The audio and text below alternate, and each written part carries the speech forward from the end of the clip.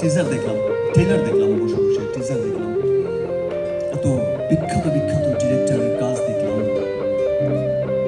এত বিখ্যাত বিখ্যাত বিখ্যাত আর্টিস্টদের পারফরমেন্স দেখলাম, এত চমৎকার নিপুণ অভিনয় দেখলাম, লন্ডনের এত বিশাল আয়োজন দেখলাম।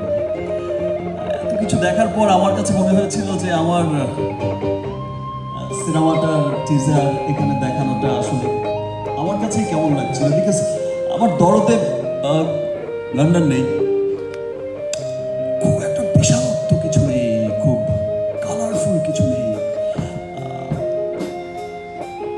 মানে সহজ বাংলায় বলতে গেলে খুব একটা তামঝাম নেই। বাট সেই জন্য একটু নার্ভাস ছিলাম। কিন্তু দরদের টিজ যখন রিলিজ হয়েছিল টিজার, তখন থেকে আমরা যেমন খুব দরদ দিয়ে সিনেমাটা বানিয়েছিলাম, খুব সিম্পল একটা স্টোরি, দরদ খুব ভালো লাগার একটা, খুব মানুষের সাধারণ মানুষের খুব কাছের একটা স্টোরি, দরদ মনের খুব কাছের একটা স্টোরি। তো মানুষকে যেভাবে টাচ করেছে, ক্যাচ করেছে, সেটাই আমার কাছে খুব ভালো লেগেছে। বাট আমি আজকে খুব নার্ভাস ছিলাম যে এখানে এত ছবির মাঝে আমার ছবিটা টিজার কেমন লাগবে, এত বিখ্যাত মানুষের মাঝে, এত লন্ডনের এত চমৎকার বিশালত্বের মাঝে। বাট তারপর আমরা আমাদের চেষ্টা করেছি,